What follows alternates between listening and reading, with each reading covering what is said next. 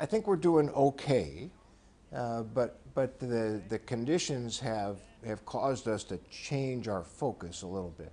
Early on in the command's life, we spent a lot of time, first of all, explaining to Africans who we were and what we were trying to do. We're at a point now where some of those partnerships are quite strong. Some good partnerships here in Cameroon and with others, and there are other countries where that certainly is the case. In other places, not so good. We have some work still to do in establishing the bonds of trust that are essential to an effective partnership. And it's undeniable that we have, over the past few years, become much more operationally focused than I think anyone originally envisioned. Look back at the various initiatives that you put into play. What would you say has gone well and what hasn't? I think the very best example of what AFRICOM has done as a part of a broader U.S. government effort has been Somalia. When I do public speaking, I often say, if a year ago you had told me that Somalia would have an elected president, a constitution, a parliament, that the Al-Qaeda affiliated organization Al-Shabaab would be largely removed from Mogadishu and the important port city of Kismayo, and that Africans were increasingly in control of Somali territory, I would have said there's no way that's possible. But that's exactly what has happened. And it has happened because the Africans committed themselves to it. The United States and other members of the international community provided some essential support, but it was African-led. And that, to me, that's the key, to help where we can, where Africans have made a decision to act. And there are many others. The activities against the Lord's Resistance Army, I think, fall into that category.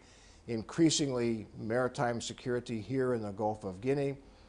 I am hopeful that the African-led mission in Mali will follow that model as well. Probably a little too soon to tell, but I think that's the right model. So overall, are you seeing an increase of Africa wanting to take care of Africa? I don't know that the intent is different. I think there's always been an intent that Africa should address its own problems. What's different now is that whether you look diplomatically or economically or in the security sector, Africa is increasingly capable of doing what their intentions have always called them to do. Another reason for the creation of AFRICOM is to protect America and her interest on the continent, which means the oversight and the defeat of terrorism. How effective are we on this front? Again, I would say mixed. In Somalia, quite good. There's no question but that Al-Shabaab, an Al-Qaeda affiliated organization with close ties to Al-Qaeda in the Arabian Peninsula, is significantly weaker now than it was a year ago, 2 years ago, 3 years ago. That's a very, very good thing. Not defeated. They're still present. There's still more work to be done, but Al-Shabaab is significantly less influential now than they were. But if I come across the continent to this side, two very worrying trends. In neighboring Nigeria, the existence of Boko Haram mostly in northern Nigeria, and a particularly violent offshoot of Boko Haram known as Ansaru is stronger now than they were a year ago or 2 years ago, and are increasingly violent. And then there's the network that concerns me most, which is the broader extremist network that ranges from Mali through the border regions of Algeria, Niger, into Libya. And that loose confederation of a number of different groups, the largest of which is Al-Qaeda in the lands of the Islamic Maghreb, that organization concerns me. And increasingly, we're seeing worrying indicators that these various groups, Al-Qaeda, Ansar al-Sharia in Libya, Boko Haram, are at least interested in sharing ideas, in training one another, perhaps some exchange of funding, maybe fighters moving between organizations. So that's what really concerns me, is a growing connection between previously disjointed extremist organizations. Benghazi is, in the minds of many, a perfect example of how deadly the threat of terrorism is in Africa. It is, quite frankly, a situation that's left many Americans confused as to the security of U.S. citizens here on the continent. Your thoughts on the impact of terrorism, Benghazi, and the effect on AFRICOM? Well, first of all, I had the opportunity to work very closely with Ambassador Stevens, and his loss and the 3 others lost in Benghazi is a blow to our nation, and certainly a tragic loss for those families. We just lost 3 more Americans in January in the terrorist attack at the British Petroleum facility in Algeria.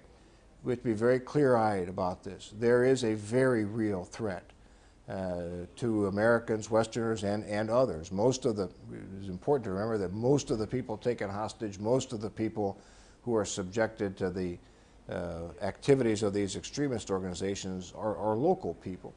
So there's a very real threat, and we should never kid ourselves about that. So should we just totally back off and not get involved in Africa, or should we triple our efforts? I think we have to be very judicious. We have to first, the lens through which we consider the application of U.S. military power is through the lens of what are our national security interests, and that's how I try to lay out for the Chairman of the Joint Chiefs and the Secretary of Defense. As I look in Africa and see a number of different threats, how do each of those threats pose or undermine U.S. national security interests in Africa? That's a start point, I think, for the prioritization and the discussion of how we might use U.S. military power. But in the long run, we have to always remember that these extremist organizations, terrorist organizations, will not be defeated by military means.